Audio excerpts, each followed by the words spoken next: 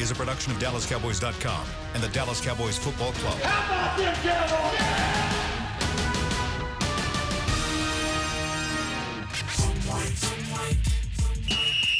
Let's go, baby! Are you ready for a break? Yes. Are you ready for a break? Absolutely. Ready for a break? Yeah, and so much for that. It's time for The Break on DallasCowboys.com. We were on the break! With Nick Eatman, David Hellman, Ambar Garcia, and Derek Eagleton. Welcome to another edition of The Break, live from Oxnard, California. It is a Wednesday, crisp morning, July 31st. And we got a lot to talk about today. As we usually do, we'll start off with a little blanket coverage, get into some injuries, and maybe a defection. I don't know. We'll see what's happening with Chris Westry, and then talk a little bit about the defensive line. We're going to go a little in depth on the defensive line today, talk about the defensive tackles and the defensive ends on this team. How's everybody feeling this morning? Great. Awesome. Great? Grand. All right. Good grand. Let's jump right in. It is an off day for the team, so they will not be practicing today. Though. Not for us. Never an off day for us. And so we will. So they will resume practices tomorrow, normal time. But today they get a little bit of rest time heading into the weekend. When, by the way, on Sunday there will be a scrimmage, blue-white scrimmage. So if you guys want to check that out, we will actually stream it live across all of our platforms: DallasCowboys.com, the Cowboys mobile app, Connected TV app, and for those back in Dallas, it'll actually be airing on CBS 11 as well. So make sure you check that out. Let's get started with a little bit of blanket coverage here. First, as we do every day, I'm going to give you guys a statement. There will be a blank. You fill in the blank. Let's start with the first statement. Sean Lee missed practice for the second day due to a knee injury. My concern level is blank. I like that laugh, Dave. It's Sean Lee, you know. It just is what it is. I'm not concerned for two reasons. One, because it seems like it's minor, and two, because Sean Lee doesn't mean to this defense's success what he did even 2 years ago. So, It's gravy. Sean Lee, one of the best Cowboys players in recent memory. Think the world of him as a guy, but you know, would we be freaking out if Damian Wilson had tweaked his knee? You know, I mean, so probably not. Yeah. So that's kind of how I feel. Yep. I mean, you would think, personally, I think I would be used to this by now, but I'm not. It still hurts me because I thought, okay, he was looking good. He's put on some muscle weight on him, you know, and his new role, I was expecting this to actually help him kind of maintain his health, and what they've been doing here isn't too much. I don't think we're not at that level where we had like a full week of padded practice yet, so it's still kind of a little bit of disappointment. It's not surprising, but you know, I love the guy and I want to see him on the field. Nick? Not concerned. Move on. At all? No. Dave said it best.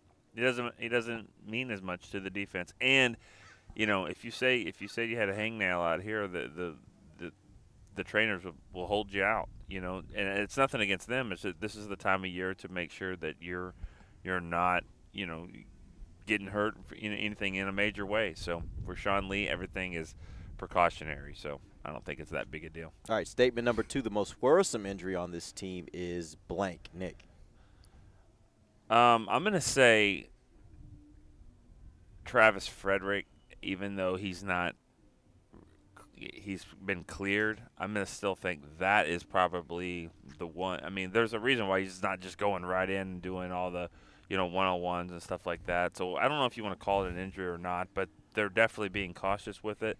And I think that he matters a lot to this team. Now, I do think Joe Looney did a nice job and will do a nice job as a backup, but I think Frederick takes it to another level. So I'm not worried about any of the other injuries so much. That one's the one I think. It's worth pointing out, too, it's so easy to forget because, you know, he came back from Guillain-Barré, and it's a great story. But he also had shoulder surgery, and he actually said that's why he hasn't been involved in the one-on-ones. It's not so much because of the GBS, but, you know, they're being cautious with a veteran who had shoulder surgery in the offseason. So, I mean, that's something to watch, too. So. Okay, that's the injury. So, Dave, most worrisome injury for you? We're calling Byron and DeMarcus injured? Yeah. Yeah. They're not practicing because they're not back from their injuries. They're not back from their surgeries. They're not back from whatever ailed them. So I think of injuries as things that have happened since we got here. No, I'm saying everybody that's out right now. If you want me to rephrase it for you, everybody that's out right now. Byron Jones, because Tank's Tank. He's had shoulder injuries for like half of his career anyway, and he plays through it, and he's great. And also, I just feel like I'm not saying he should like wrap that dude in bubble wrap, but like if they needed him out there in a week, I bet he could do it. That's just kind of how I feel. Whereas Byron, I know he was skateboarding around. He looks like he's pretty good, but it's a hip, and he's a corner, and that's everything to a cornerback. So I want him to get some work out here. I hope that he does. So yeah. I actually talked to him a little bit about that, and he said that he expects to get some work in Oxnard. Awesome. And I actually was watching him doing some drills, and I just thought, okay, this is July. We care about him playing in September. We're not even in August yet. Got a whole full month. I'm not panicking. No, I'm I not think worried. He'll come back. Yeah. Amber? I would have said Travis, but right now Joe Looney looks like a badass, so I'm not that concerned. But I would go with DeMarcus Lawrence. I right now, yes, you don't have Randy Gregory. Robert Quinn, it was a guy that I think we all had high expectations. It's still early, but we had, at least me, had expectations of when he first came out here and kind of show a little more than what he's shown so far. Yes, he went against Tyron Smith. That's Tyron. But Cam Fleming, it's still – he put up a battle there, but it wasn't that impressive. And Taco, we talked about him. He walked out yesterday with an injury, actually. What was it, his back maybe that he hurt? Taco, he did something small to his back, but he came out for a walkthrough last night, so – but still, like the position-wise, right now, not that excited from what I've seen so far. So I think DeMarcus Lawrence, I'm ready to see him out there and see the combination of him and Robert Quinn and see how that does. Person most likely to be absent week 1 is Amber. Most likely to be out? Of all those guys that we've been talking about that are injured right now, the guy that you would say is most likely to be absent come week 1. Rico. He is injured. He is and injured. he will be Absolutely. suspended. Nice 1 game. Nice cop-out answer. Absolutely. And there's another guy that's looking at we don't know what's going to happen with Tyrone Crawford, right? I mean, he gets that into is that true. mix as well. That is true. Shoot. I'm trying to think of the injured guys. Maybe You didn't say injured guys. I right? just said of the guys on this team who's Oh, most likely to be absent everybody. week 1. Get back to me in a second. Zeke. All right, Dave. I'll just say Okay, Good. Zeke. Zeke. Yeah, I think he's the guy that's most likely. Because if he wants to make it, like, we've been told by people that know the situation, they'll say he doesn't have any leverage, has no leverage. Well, and they're right now. But don't play in that game and get beat by the Giants, who you shouldn't lose to at home, and then we'll see what kind of leverage it is. I still don't think he has leverage at that point. Okay. Well, The thing about Jerry it is, just said this is kind of an all-in season. So if I get you that, just want but to lose games, that's fine. But how long is he going to sit? Because that's the point. I don't know. Like, that's the problem with the scenario is this is not a situation where him sitting out games actually helps him, because sitting out games, the Cowboys will own his rights for 3 seasons. He's not going to sit for 3 years. I disagree, though. How do you disagree? Because with that? it's about playing. It's about winning the Super Bowl and trying to get to that goal. What is that? How's that factor into them owning his rights for 3 years? Because it's not about 3 years. They're not coming out here and talking about 3 years. This year. No, but the point is, if they have his rights for 3 years, him sitting and missing games is only hurting him. It's not hurting anybody but him. Jerry's going to hurt them pretty bad if Jerry's he's really committed to the cause. He thinks this is the best football team he's got. And so if he's got a running back that's sitting there and kind of holding this team hostage, then let's come together. Like, they're here, let's come together. But that's the point. I don't think that a guy who knows he can't play football but for this team for 3 years is going to miss games. That's the point. He doesn't have the leverage to be able to sit, because in the situation with Le'Veon Bell, he knew that he could force their hand at some point, because sitting out this year, he knew he was going to be a free agent after that. So him sitting for a year makes makes some sense, because at least he knows no matter what, I will be a free agent after this year. Zeke can't say that for 3 years. How does that help him? It's totally determined on how much is he willing to let the world burn. Like if he's even at his own cost. Yes, you're right. Yeah. If he's absolutely like F you, pay me, and he wants to sit until Halloween, he can hurt the Cowboys and make them real antsy to get a deal done.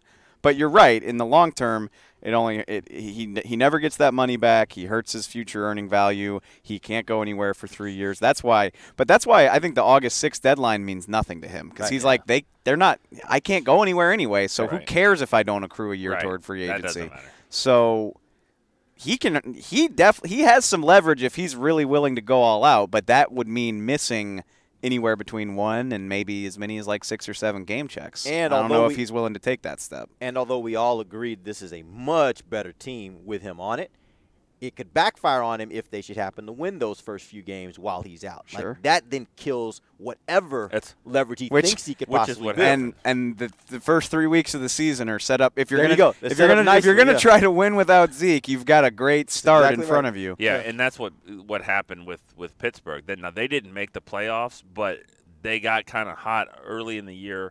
Was James Conner? Yeah, he was playing really well, playing off the charts. So it was like, now towards the end, I think he got hurt. Yeah, then they definitely missed him. Yeah. But it was too late to do anything because Le'Veon had already made his point at that point. But so it's risky. But if you lose, if they're 1-2 and they've lost a game and Alfred Morris is rushing for 48 yards on 12 carries and all that stuff, like, yeah, he has some leverage, but only if he fully commits to this. Right. I think honestly, this is the best leverage he's going to have. Right? I don't know if I call it great leverage, but it's the best he's going to possibly have. He has them in a position right now where this is probably the best he's going to. This is as good as if he's willing to commit to it. You're right. Yeah. And also, like, it's who you talk to. Like, if you talk to guys that are kind of dealing with the salary cap, or maybe even Stephen Jones, who's looking big picture. But if you're talking to, like, Jerry Jones, or how about Jason Garrett? Jason's the one that's looking just like give him to me now. I need him now. Yeah. So. Yeah, he's got some, but he's going to have to really commit to it. Yeah. To answer you didn't ask me yet. Go ahead.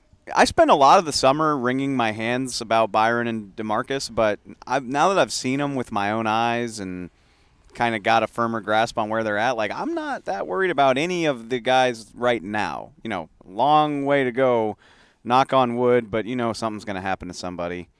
So, but none of the real concerns right now do I think will not be there. Week 1. So the big injury hasn't happened yet, is what he's saying. I said knock on wood. Yeah. But, yeah. That happens. Stuff happens at training camp. You just hope that there aren't any major injuries. Right. Like, you're going to get an injury. Somebody's going to get hurt. I'm pretty confident, though, there won't be anyone, like, carted off the field today. Oh, I'm glad. I hope not. That's a good point. I was about to say no one will get hurt today, but, man, there's weird stuff happens all the time. I wouldn't say hurt. Just carted off the field. That's a good way to put it. All right, let's move on. I did want to real quickly just get an update on Chris Westry. A little farther down the depth chart, but reports yesterday were that he missed practice due to a personal issue. Be really far down. It didn't sound like he's around. But what are you guys hearing about him and where he is right now, and if that really even makes a huge difference for this team based upon what they got at the cornerback position? I've been burned before by saying what I think I know, and then Dave comes in and says, well, actually. I don't have anything for you, so okay. Fire give us away. What you know. Both barrels. The last thing that we've kind of heard is, and what the Cowboys are saying, it's personal issues. He's dealing with some he's left the team right now for some personal reasons, and they expect him back. Stephen Jones said they expect him back, and Jason Garrett expect him back as well. The one thing to that is people that have seen him leave for personal reasons had all his bags packed. So I don't know what if he's a heavy packer or not. I don't know what's going on, but he's got all his bags packed. So. And by the way, this would not be the first time we've ever seen a player that, for personal reasons, packed their bags and left, and then a few days later came back. And played 8 years. Yeah, exactly. So it happens. Cole Beasley. It happened. Yeah, it happens. Cole Beasley was dealing with stuff, and after all those times, and we've done all these feature stories, I don't know if that ever came out exactly why Cole Beasley left. There was some personal stuff. He went home. He never really said why, but he was doing really well, and so everyone was surprised. And he came back, and obviously he had the career that he had. Westry did not have such a great first practice, and this is going to be tough. 1 out of 20 though, man. I mean, and I don't know why he's leaving, but that's it's one practice. Don't know if it's that or not. Yeah. But, we'll see. We'll see if he comes back. There's been a few over the years that I remember here like 15 years ago. There was a guy named Andrew Davison. He was a pretty good cornerback from the Jets. Bill liked him. Parcells liked him, and he quit like third day. Yeah. So it happens. So but I don't know if he's what's going on. We just know that it's personal reasons, and he's got a day here, so yeah, figure it out. We'll see if he comes back or not. I would assume it's a pretty tough adjustment a lot of times for these guys coming out of college programs where most of them were among the best on their teams, and then they get here and they're among the, I don't want to say the worst, but they're certainly not up there as far as the depth chart or the amount of credibility that they have. And, he has a day like he had the first day. Sometimes adjusting to that is difficult. Yeah, I think he's one of those guys. I could be wrong, but I think he's one of those athletes that over the years has just been said yes to because of look at him. Yeah. He's 6'4". Yeah.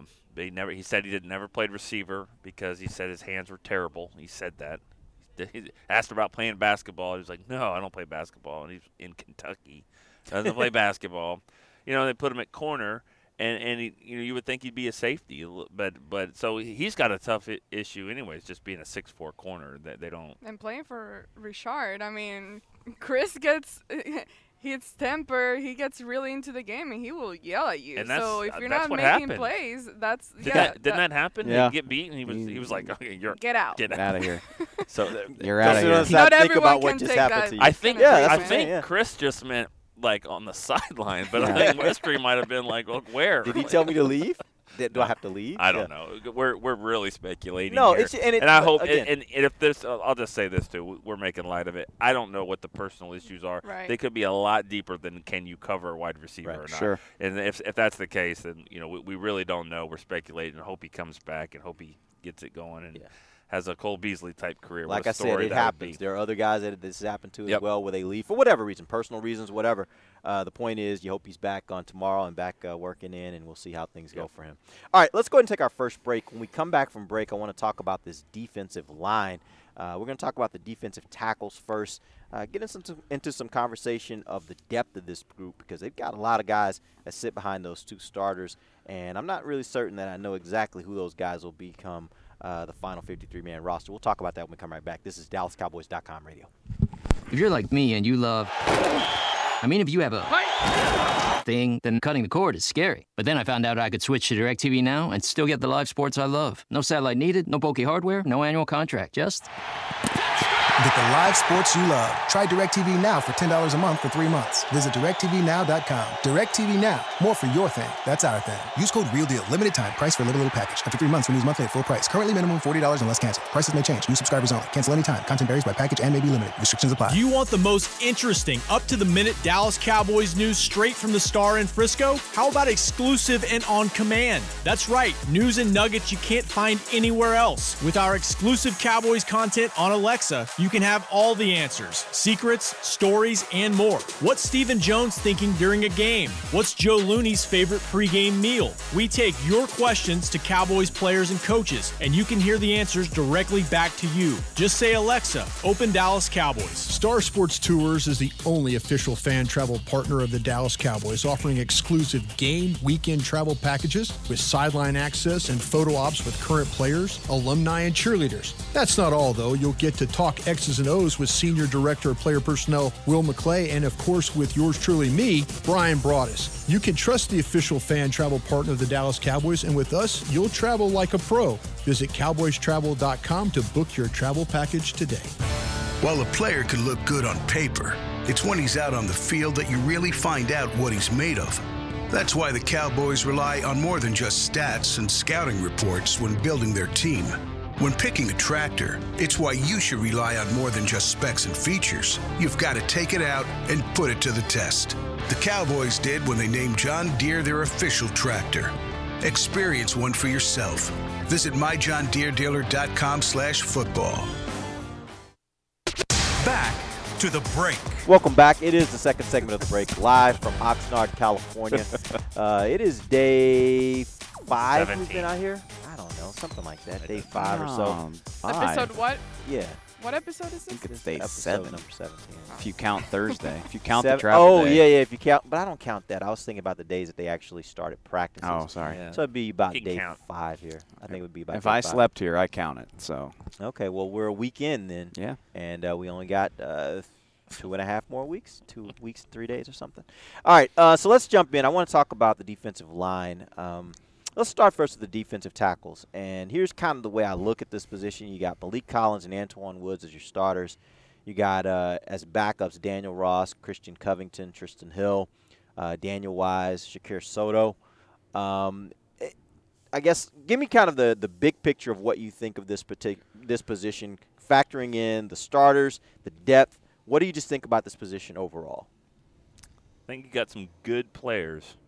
I don't know if you have a great player, but then again, you can't have a great player at every spot. But it's the one position where I think is concerning, just because of that reason right there. Don't think you have that badass that just takes over games, and the one that kind of is the best is injury prone sometimes in Malik Collins. And 2 or B, whatever I started with, I can't remember. I think that it's the position that was vulnerable some last year, and the Rams, ran over them, and the Colts ran over them, and so I think that it's one that needs to be improved, and that's why you're spending your top pick on it with Tristan Hill. So I just think there's some question marks there, but they'll be all right. No, we'll see. It's just so uncertain to me. Yeah, Malik is the best one. He's injury prone, although through 2 days of pads, he looks he looks good out there. He looks healthy. Gave Zach contract year. Gave happens. Zach Martin fits yesterday. So that's something to watch. Antoine Woods, started last year. Good player. He's an exclusive rights free agent when the season's over. He's also, he's not Gerald McCoy or, some guy that's just got that thing locked down to the degree that you don't have to worry about it. And that's really Tristan Hill's the only one here with a long-term future. And that's even, that would be what you said about Malik years ago. Right. It's just when I say long-term future, I mean until the next contract. Or I can't imagine him being cut anytime before like 2021. Right. So. Yeah, but other than that, Woods contract year, Malik contract year, and then Daniel Ross he's a nice player. He did some nice things, but he certainly doesn't have a long-term outlook as of right now. Who am I Christian forgetting over here? Covington, Christian Covington. Daniel Wise. I'm excited about Christian Covington. I am too. Maybe it's just because he came from the Texans, but he reminds me of Terrell McClain. It's like, who's this journeyman D tackle? Oh, he's actually pretty damn good. Okay, cool. So one of the things I read about him when the Cowboys first signed him was you go back and look at some of the articles they wrote in Houston, and they were talking about him like, man, this is a guy that's, he's not one of those frontline guys, but he's one of those glue guys. He's one of those guys that gives you a lot of good production that doesn't necessarily show up on the stat sheet. Of course. What I wonder, too, is that, there's a lot of shooters in the NBA that got open when they played with Shaq. And I wonder if – guess what? He's got a couple Shaqs on this team. Well, Does he not? but not where he's coming from. They're not as good. I'm talking about Clowney and Watt coming, kind of forcing the guy up. And it's like, oh, he's right in my face. So no belief in Quinn and D-Law at all? Yeah, not saying that. Just wondering if – are they as good? I mean, which one would you take then? As a tandem, You're taking the Houston guy. I'm not saying that they're not good. Derek's mad. As a tandem, I'm not sure. Now, as a best player, I think Watt's better than all of them. But I think as a tandem, I mean, Clowney's a guy that Clowney will show up in games. Clowney will also disappear in games. That's why they haven't paid him. Clowney is in a franchise tag dispute, and Robert Quinn got traded here for day 3 picks. Yeah, but there's a reason why they haven't signed him to a long-term deal. It's okay to say they're not the best. Like That's those not, two. No. All I'm saying is go back and look at Clowney. Clowney has some highlights. Your criticism is valid, but I'll take those two. All right, good. I'll take all Clowney. All I'm saying is let's see if the Cowboys can give that kind of outside pressure the way and make Covington kind of show up there. But when you look at him, he looks like really wide. Like he's got his shoulders and all. I mean, he's just good for a defensive tackle. That's great. Yeah, it's great for a tackle. Actually, Antoine Woods looks like he's kind of slimmed down a little bit. Yeah, has he? I think I buy that. Yeah. He's been working hard this offseason. He posts it on social media all the time. And that's not a shot. Like, I think it's cool to watch. He needs to, if he takes that next step, and that he could be really good at. He's really good at you said contract year, but well, oh, he's good at editing videos. That's not him. That's another guy. You sure? Yeah, they look the same. Okay. Nobody gets y'all's inside jokes. Kerry Lofton, he's doing all the like badass. We have an employee who happens to look a lot like.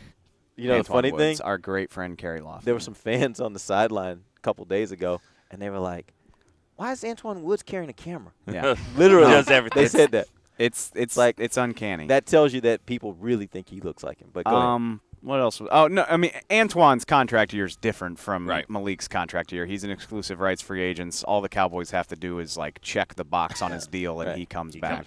But they don't have to. I mean, if he's just not good this year, they find a better option. Yeah, and there's a reason why he got Drew Rosenhaus as his agent. Yeah, like he got Rosenhaus this year, so you know he's expecting some big things. But I am, nothing feels written in stone to me other than that Malik is probably your first choice 3 tech if he's healthy, and he hasn't had a hiccup this offseason at all, which is new for him. Like he's the guy that.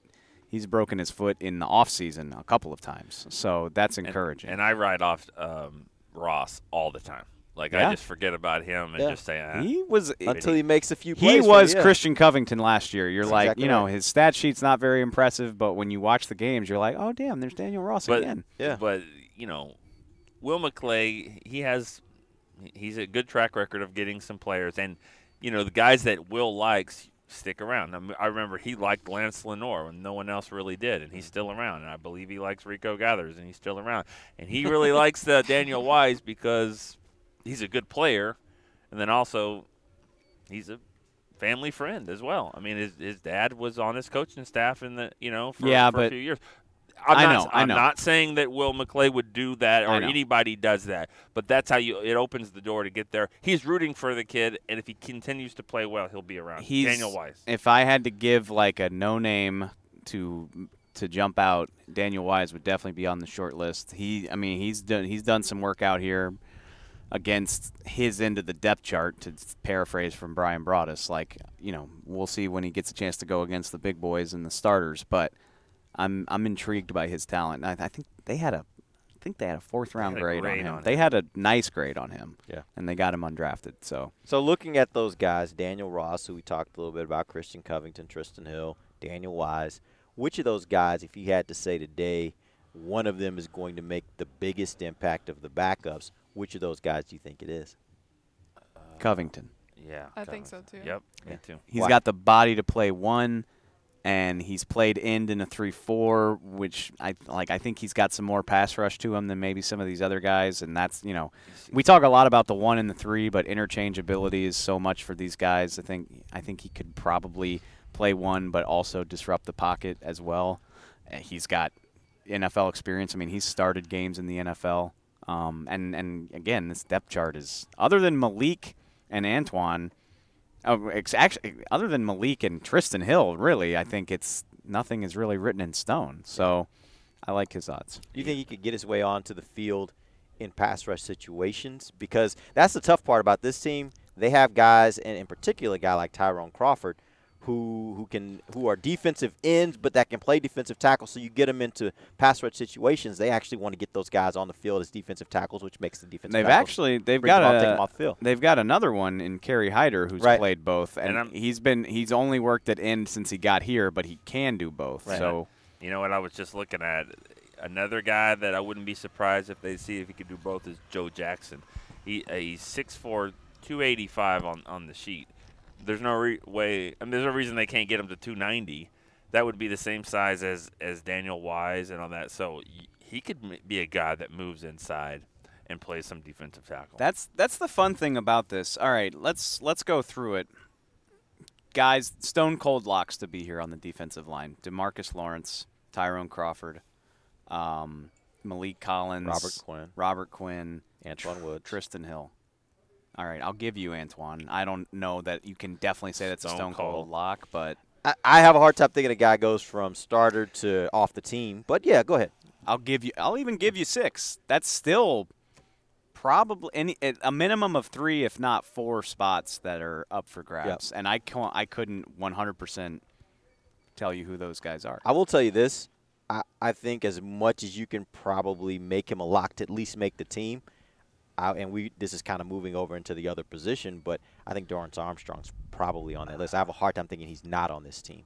Based on what we've seen so far. Okay. Yeah. All right. He's a guy that he looks really good. Looks really good so far. And he's a guy that was a draft pick last year. He looked good last year when he got some opportunities at times, right? Fourth round is the magical round where it doesn't matter that you were a draft pick. Like, if he doesn't show it here, they don't care. But my point is, with him being that round and actually played and did pretty well, I know. That's what makes me think it's hard. He has to really screw it up to not make the team. Through 2 days of practice, I think he makes the team. Yeah. He looks really good. Right. But, I mean, it's a long month. Like, if he has a bad month, then they're not like, oh my God, he was pick 120 something. We can't let go of him. You say 4th round, I say 5th round, because I think Joe Jackson's going to have to be just terrible for him not to make the team. 5th round as a rookie, Ryan Russell, but he was around for a little bit. I mean, I know got cut at roster cuts. His rookie year, they put him on the practice squad, but he did not stick around. Okay, you're right. Let's see if Marinelli dog cusses Joe Jackson like he did Ryan Russell every day. Then he was killing him. And that was what I mean. Killing him he has to be really terrible. Y'all are kind of contradicting me. Y'all are like, I feel really good about this guy. I'm saying stone cold lock. They are here. There's no arguing about it. That's right. You're right. And if you're looking at that, then you're probably right. There's only probably 6 guys that are stone cold locks to be here. But that's probably better than any other position. Think about stone cold locks and the percentage of the roster. The only other thing I could say would be tight end. Tight end, you got probably 3 stone cold locks there, and that's but running back. What's running back? Yeah, 1, 2 Pollard. Yeah. No, that's fair. It's totally fair. I'm trying to think if there are other positions. I mean, receiver, you know, 25% of your quarterbacks are locks. Yeah, 50% of your wide receivers are locked. So right? I think defensive line, when you look at it that way, is probably a little bit better than other positions. Yes, offensive and defensive line probably are the ones where you got your biggest offensive locks. line is pretty locky. Yeah, pretty locky. Yeah, encouraging the talent. Yeah, I mean, if you're doing it by percentage, then probably 80% of your O-line is locked in. Yeah. But I was going to say, I'm super encouraged by the talent level on both of the lines. 0% of your kickers. Yeah, it's true. We'll take another show to get into that. Let's talk about the defensive ends, though. And I want to transition between defensive tackle and defensive end by talking about a guy that plays both defensive tackle and defensive end, Tyrone Crawford. Not practicing right now, but when he comes back, he is a guy that's been able to do both, both fairly well. Where do you think he best fits on this team where now you have a Robert Quinn who's starting at that opposite defensive end position from Tank? Where do you think Crawford best fits? I think Tyrone Crawford will wear number 98, and that's the only thing I know about him. I don't know. I don't know if he'll play week 1. I don't know if he'll be an end. I don't know if he'll be a tackle. I don't know if he'll be a captain. I don't even know how many reps he's I don't gonna know get. anything about Tyrone other than he will wear 98. I'll tell you this: the man looks yoked. Yeah, he does. And you know, we've talked about his versatility is his asset. I think Nick always makes a great point. It maybe works against him a little bit because we can throw Tyrone there, but he's been working, and it doesn't look like he changed to play defensive tackle. It just looks like he was like, I'm going to set personal bests in the squat all year, and that's what I'm going to do. Because him and DeMarcus Lawrence were out here doing rehab like 2 days ago, and I was like, if I didn't know anything about this team and I had to guess which one was the All-Pro just based on how impressive they looked, I would pick Tyrone. His thighs are like tree trunks. Like, he looks like he's been working really hard. Good for him. Yeah, I don't know, and that annoys me because that's the debate I have with Broadus all the time where, like, Brian will sit here and tell me till I'm blue in the face that right end is the one that matters and you gotta get the corner and the left end is the less talented one. But here you got an all-pro playing left end, and all due respect to Tyrone Crawford, he does not have that freakish bend and athleticism that helps you play right end, but he's been manning that position for 2 years, so you're going to tell me that he fits better at right end, even though that's the one that's supposed to be the more athletic position? But do you think that him getting bigger affects that, and maybe he's getting bigger because he's more going to be a defensive tackle this year? I don't. Like I said, his body doesn't look like that. Like, I mean, he looks bigger, but he doesn't look like he has, You got to doesn't make look like a changes. tackle. You know, like Yeah. he leaned up a couple years ago to play Right. end, and he still looks that way. Yeah. So, no, I think he's going to be a really useful and versatile third end. That's what I think about Tyrone. And he could probably play either side if they wanted him to. So taking him out of the mix for a second, who do you think is the third best pass rusher on this team? You've got Tank, you've got Robert Quinn. I want to table Tyrone Crawford for a second. Of guys like Dorrance Armstrong and Kerry Hyder, Joe Jackson, Taco Charlton, who do you think is the third best pass rusher on this team? Well, the third. And we're not gonna throw out Randy because Randy's not here just yet. Yeah. But go ahead. Is that where you're gonna go, Randy? Yeah. How about Jalen Smith? No, I'm not even really kidding. Like, no, I know, but give me a defensive end. I want a defensive end. I hope it's Dorrance I think Armstrong. it's Dorrance Armstrong. Okay. But, you know, I have this. I think that one of these rookies is going to step up. I really do. And I just don't know. I think Jalen Jelks is going to really emerge. I don't know why. I just do. I did see. What a have you clip seen of, from him so far? Okay, I saw him knock Rico Gathers to the ground on somebody showed me a clip. What were you? I what were you should going to just say walk earlier? out of the show. No, what were you going to say? What were you going to say? You guys keep talking, and I keep trying to talk. But Jump in there. This F isn't a it. place for manners. No, if four people are just going at it, it creates too much chaos. So I'm leaving up to you guys. Go. What Keep you got? going. What you got? No, forget it. Wow. No, I was Moody gonna much? say Dorrance Armstrong is a guy that I've been keeping my eye on, and I have high hopes for him because he's a guy that DeMarcus Lawrence has taken for whatever reason. He's taken him under his wing and has decided to coach up this guy and teach him about life, even outside of the football field. You know, so when you got a guy like DeMarcus Lawrence who is proven and does the things that he does, I would expect Dorrance Armstrong to be able to soak up all of that knowledge. Now,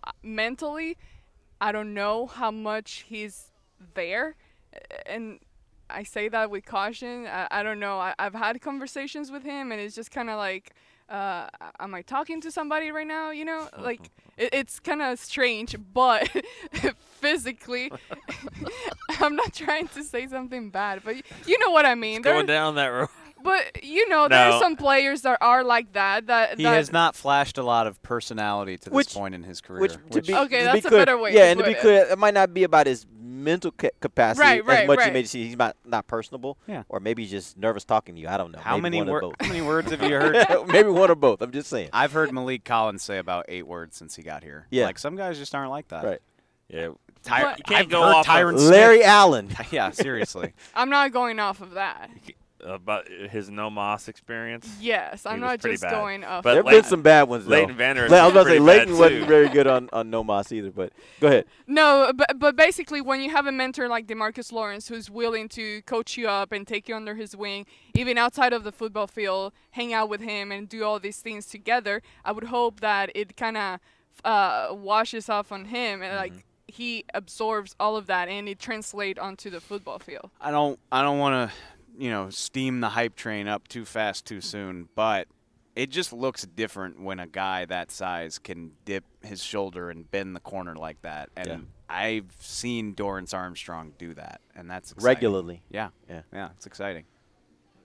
So we about to say no, I think it's about time for a break. It is time for a break. We're going to take our final break. When we come back, Amber's going to have a little gonna include me for on us. the show. We are. We're going to do a little see or no. We'll do that when we come right back. This is DallasCowboys.com radio. While a player could look good on paper, it's when he's out on the field that you really find out what he's made of. That's why the Cowboys rely on more than just stats and scouting reports when building their team. When picking a tractor, it's why you should rely on more than just specs and features. You've got to take it out and put it to the test. The Cowboys did when they named John Deere their official tractor. Experience one for yourself. Visit myjohndeeredealer.com/football. It's time for Tailgate with the OtterBox boys. OtterBox? The makers of those crazy protective phone cases? The one and only. They're also wild about protecting parking lot parties from sad drinks. It's why they made elevation tumblers. Rumor around the crock pot is they're made from stainless steel with a copper lining to keep temps hot or cold. True, they even come in 7 different sizes, up to 64 ounce, the growler. I like how OtterBox drinks. Thinks. And that's been Tailgating with the OtterBox boys. Check out all the colors and sizes of their elevation tumblers at otterbox.com. Want to use what the pros use? How about the official men's skincare brand of the Dallas Cowboys, Jack Black? Right now, you can get the Jack Black Playmaker, a curated collection of Cowboys locker room favorites for just $10 with free shipping. The Playmaker includes 4 Jack Black skincare favorites, plus a full-sized Intense Therapy lip balm and a Cowboys can cooler. Go to getjackblack.com/Cowboys and use the code word Cowboys. The Jack Black Playmaker, $10, free shipping. Star Sports Tours is the only official fan travel partner of the Dallas Cowboys, offering exclusive game weekend travel packages with sideline access and photo ops with current players, alumni, and cheerleaders. That's not all, though. You'll get to talk X's and O's with Senior Director of Player Personnel Will McClay, and of course with yours truly, me, Brian Broaddus. You can trust the official fan travel partner of the Dallas Cowboys, and with us, you'll travel like a pro. Visit cowboystravel.com to book your travel package today. A man's Stetson doesn't just protect him from life's elements. It projects an unstoppable and legendary spirit, just like the men wearing silver and navy on the field every Sunday. Since 1865, Stetson hats are American-made with pride right here in Texas. They are still the official crown of all self-respecting Cowboys. And Stetson is proud to be on the field with America's team. Find Stetson hats in the Pro Shop or at Stetson.com today. Back to the break. Welcome back. It is the final segment of the break for the day from Oxnard, California. There are no practices today. We'll be back on the field. The team will be back on the field tomorrow, so make sure you stay tuned for that. Let's jump into a little see or no. Amber, what do you have for us? Well, I see a lot of people starting to talk about trading. So should Dallas? It's that time of year, baby. Should Dallas trade Ezekiel Elliott? No. We're going just straight in, aren't we? Yeah. Do you see the Cowboys going that route down the road in the near future, trading Zeke for something else? Nope. You can't. There's nobody out there that you can trade for right now with him to get value at all. I mean, like, you can't even trade a draft pick, because I don't know if anybody's going to be good, bad, or whatever. So if you trade me your first-round pick, like, what does that do? I've seen that twice where the Cowboys have traded for next year's one, and the team kind of got hot and ended up going, 7-9 and giving you a 20th pick. For Zeke, I need the top 5 pick, because I picked him number 4, and he's been better than that. So not only that, first of all, I'm just going to get on my soapbox as quickly as possible, because, like, do it, Dave. 3 weeks ago, me and Jeff Kavanaugh were sort of bantering about what it might look like if the team moved on from Zeke. And everybody lost their damn mind like we were just the stupidest people on earth, and why would we want to get rid of Zeke? Dude misses 2 days of practice, and everybody in the world thinks he's not that good, and they want to get rid of him, and it's BS. I'm sick of it. I'm sick of the hypocrisy. On top of that, what are you doing? What are you doing? Like, what's this deal? You're going to trade him for a pick and then, roll forward into the season with Alfred Morris, Darius Jackson, and Tony Pollard? Good luck. And you might hear that from them or some other people. No, that's a terrible idea. No offense to those guys. You're not accomplishing your goals as a team that way. Him to anybody for a pick, it's got to be a player would have to be involved. And who is this team? Yeah, it's got to be Who is this team that wants him? Like, trade for Duke Johnson. Why do they want him? They've got Nick Chubb on a cheap contract who can do what they need him to do. No, he needs to be a Pro Bowl player. Because don't give me a pick, because I guarantee you that Zeke's going to make that team better. So that pick's going to be. Who are these teams out there that want Zeke, that would give up the pick and also have a good running back to give? Because I need that. Like, I need a replacement running back. Again, I'm sorry. What's your cutoff there of good running? Are you talking about you need somebody that's of the caliber of a top 5 running back in the league? No, I need a bell cow. Okay. I mean, like, if you told me I could get Duke Johnson in a trade and a pick or two, like, all right, that's not absurd. But he's not a bell cow guy, right? He could at least be a lead dog, and he can catch and do all. Like, he's a well-rounded guy who can do everything and play the majority of the snaps. And if Pollard's getting some snaps and then a third running back, we can make that work. Right, and that's why I'm trying to figure out, like, what that cutoff is. What kind of player would be the kind of player you would say, hey, if I had that guy, that would be good enough with this offensive line to be able to make my team In a perfect, like, just in a vacuum, if you sent me Duke Johnson and a valuable pick, like preferably first, but maybe even second round, like, I'm listening. Yeah. Okay. But, like, why would the Browns do that? They've got Nick Chubb. They've got this. They got that. Like, they don't need part of the reason why Duke Johnson is wanting to be traded. Right. Because they already got a guy. Yeah. Yeah. So I just, I can go research this further, but I don't see a team out there that fits this magical criteria. I mean, if Duke Johnson was really worth anything, they wouldn't have drafted Nick Chubb high in the second round anyways, or they wouldn't have gone to get Kareem Hunt after that. Like, they don't really value him as a good player. So there's nobody you could really just pay the guy. You're like, just sign him. I've said this. You're talking about injuries. Like, what injury? I mean, I thought about this earlier. I was like, the only thing I'm worried about is Zeke's liver. That's it. Seriously, just don't go out there and be partying it up in Cabo. That's it. Don't be partying all the time. Come back here, be ready to play. That's it. He'll be ready. He'll be ready. Well, here's another running back question. Okay. Will you consider Saquon Barkley a better running back than Zeke if plugged into this Cowboys team? He's a better running back than Zeke on that team. I agree.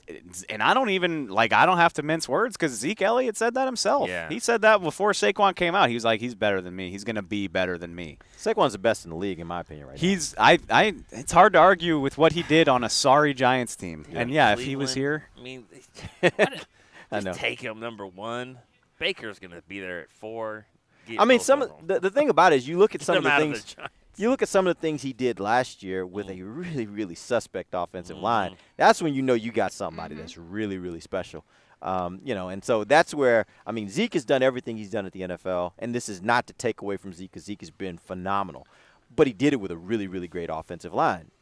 Saquon's not, and I think that just shows kind of the difference. It's one of the reasons why when you talk about best all time, I'm one of those guys that kind of defers over to Barry Sanders because he did it for most of his career without an offensive line. I don't think I mean, I'm sorry, Cowboys fans. I don't think you can argue that. Well, there are a lot of people that do, and I think it's a fair argument. Obviously, the numbers say that Emmett's the best all time. I just think personally, when you look at his offensive line versus Barry, we can do another show on that. All right. But this is worthwhile too. Yeah. I haven't heard Saquon's name. 2-7.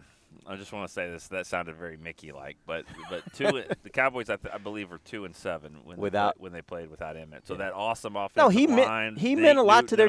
He meant a lot without him. He meant a lot to their team. He was probably, in my opinion, their most valuable player. Yeah. As though they'll give credits to a lot of other people. I'm but not that's trying not to the talk point. trash But on that's not Emmitt the point I'm making. The point I'm making is when we just talk about just running back skill. Barry would I have been think better. Barry had a skill that was different than anybody, in my opinion, different than anybody in the history of the NFL. I agree. I haven't seen Saquon Barkley's name in very many non-football headlines since he came into the league, and that's important. That helps too. Yeah, absolutely. I mean, all around, it's a better total package.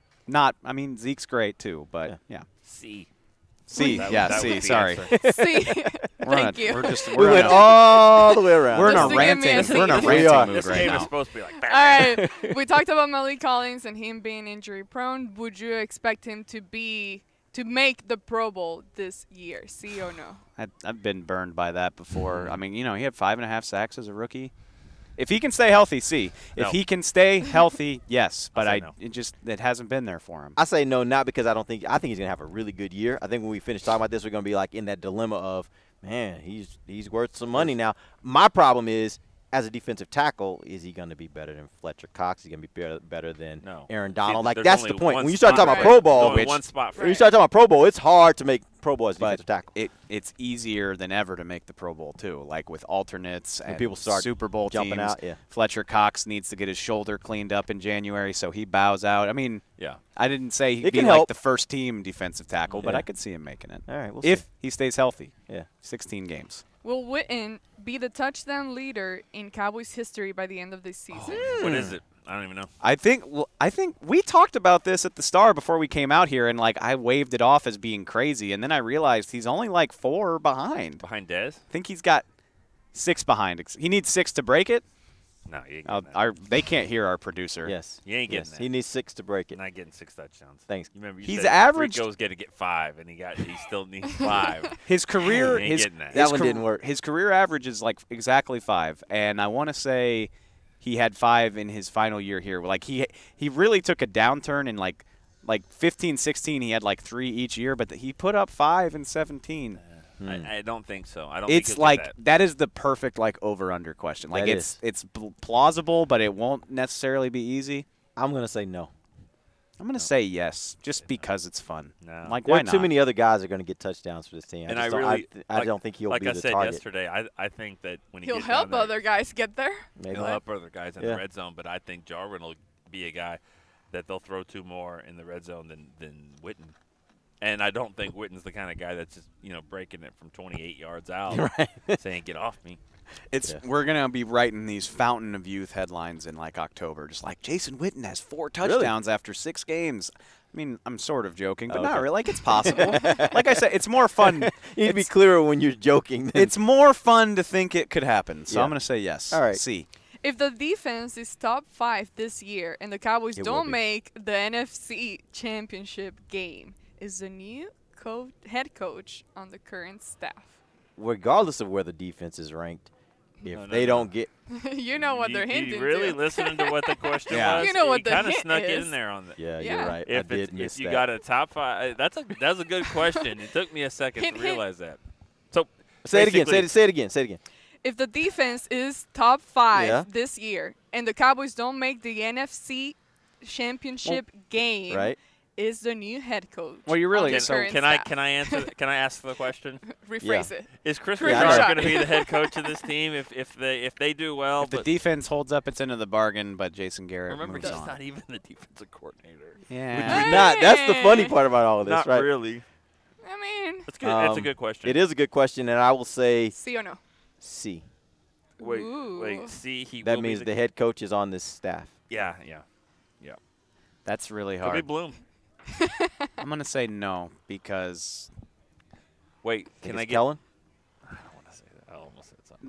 the next coach of, and I think the world of Chris Richard, Mm-hmm. the next coach of the Dallas Cowboys, whether it's this year or 5 years from now, will be a splashier higher than just promoting your defensive coordinator. I think Unless- that is a splash, though. Unless For a couple of reasons. unless your defense is so good that people are that the identity of this team changes. I'll tell you this this. started to happen last year where people were talking about this defense more than they were talking about the offense. In this hypothetical world where this is a thing, Chris Richard's going to get a meeting with Jerry and Stephen Jones, and he will blow them away. Like, Absolutely. he will wow them. His personality, his level of engagement, his passion, his level of preparation, all that stuff. Like, if he gets a chance to interview, you can't bet against that. There's no way that there is an opening with the Dallas Cowboys as the head coach, and unless the defense falls apart this year, and he is not a candidate. I just think, unless he doesn't want to be. And I don't want to. Oh, he wants it. He Well, told I'm me just- last year. But my point is, Told me last year at that would this be the only time. that would be the only way that I don't see him as a potential candidate. Now, whether he gets Yeah. the job or not, that's a whole different thing. Oh, I just he'll don't- I for can't sure. understand- That's what I don't can't understand imagine the that he scenario where wouldn't get doesn't interviewed. Right, yeah. that he doesn't get an interview. He's But- going to get an interview. I don't want to throw out names because I don't want to prompt speculation, but there are some big fish that this team could go after if that were the case. And I think the Shoot. temptation He got would be his too much. interview last year. All last year. That was the interview. That's all you need to look at, think in my it's- eyes. Fair to say that the 4 of us we're members of the Chris Richard fan club, Oh, no doubt. as is most of Cowboys Nation. No doubt. I mean, like he got. If they weren't fans before, that video of him, kind of wrestling with the Eagles before the game, like that's when fans are like, "Oh, we're in on this guy." Everything he Yeah. did. Do you see the photo that Jeremiah, our team photographer, took yesterday? Where it was Jeff Heath's pick, and like he got perfect. Like Richard is like up in the air with Yeah. his fists up, just freaking out. It's great. Yeah, he's awesome. If he's not, and he's not the defensive coordinator, but the way he is out here on the field, you would think he was the defensive coordinator. He's interacting with players from every position on the entire defense. So yeah. All right, here's the last one. Is the O-line as good as 2016? C. Let's rock. Yes. I think Travis. Just as good or better? I What just would thought you about say? something. Well, how do you quantify that? Like sacks allowed, rushing yards. I mean, how do you quantify better? As the 2016. As of this moment, I don't know if I can say that because I don't know that I've seen yet that Connor's going to be as good as Ron Leary was before he left the Cowboys. It's 2 days into camp. It's obvious. I mean, I could say we haven't seen enough to all these questions and be justified. But even as of 2 days in camp, I don't think I've seen him be better than Ron Leary. I saw him sit down on Malik Collins yesterday in a way that I 100% don't think he could have done. Excuse me, I think it was Daniel Ross, not Malik Collins. But I don't think he could have done it last year. Fine. He won. Okay. Let me come on, man. All right. He won a golf cart for his offseason and conditioning work. Like, he is Zach Martin Jr. Like, they gave him – no. I don't – I mean, Zach Martin's going to the Hall of Fame. That's not what I mean. But, like, they gave him a binder. They were like, here's how you turn your body into Zach Martin, and he's just been following it, like, to a T. So I think he has made the strides to be better. Lyle Collins is in a contract year. Even Travis Frederick, a year removed away from the game, I think should be pretty damn good. And then your other two are Hall of Famers, or maybe. So, yeah, I think they should be pretty good. I feel optimistic about it. I do too, and I think they're going to be really good. My point, though, is I think at the point of where Ron Leary was right before he left the Cowboys, that offensive line to me was the best offensive line they've had. Because he had an ass. But Connor Williams got an ass now. That's my point. I didn't go there, but, hey, that's we don't have access to the drops at the studio. We don't. Do y'all want to hit? I guess we can do one more. Okay. Tristan Hill will be the best rookie of the 2019 draft class. See or no? Nick thinks it's going to be Jalen Jelks, but hey, go ahead. Yeah, I'll say no because I got the whole field. I'll say Based no. on what we've seen so far. Yeah. I just don't the way they rotate a defensive tackle. Like I wonder how much of an impact he'll have a chance to make. I mean, Malik did have 5.5 sacks as a rookie, but Pollard is the obvious one. Yep. Right. I think he's the one that's going to get more opportunities than anybody else. If I can't choose Pollard, maybe Hill. Mike Jackson, maybe. Mike Jackson, the corner. Donovan Wilson. Not him. No, because even if those guys make the team, they'll be like game day inactives. Yeah. Right. It's got to be Pollard. I mean, he's the guy that's going to get the opportunity. Pollard or Hill. Pollard or Hill. Yeah. I feel like those are the only logical answers. Yeah. Everybody else probably won't be playing unless you got some major injuries. Yeah. They're probably not going to be playing much this year, except for special teams, possibly. Yeah, I agree. All right. We appreciate it. That was a good game. Ow, that hurt. That was loud. Oh, sorry. It's okay. Good game. We'll be back tomorrow. We appreciate you guys joining us. We'll get back out at our normal time tomorrow. It'll be 10 a.m. Pacific time. That'll be noon for you guys back in Dallas. And also, just a quick note, I said earlier that the Sunday scrimmage, the blue-white scrimmage, was going to be on TXA. I'm sorry, it was going to be on CBS 11 in Dallas. It's actually going to be on TXA 21 in Dallas. So for those of you out there in the larger area, you can get it across all of our platforms. We'll be streaming it live, so you can check it out on Sunday. And then for you guys in Dallas, you can check it out on TXA 21. All right, we appreciate you joining us. Till then, for Nick Eatman, Dave Hellman, Amber Garcia, I'm Derek Eagleton. This has been The Break, live on DallasCowboys.com radio. This has been a production of DallasCowboys.com and the Dallas Cowboys Football Club. How about this, Cowboys? Yeah!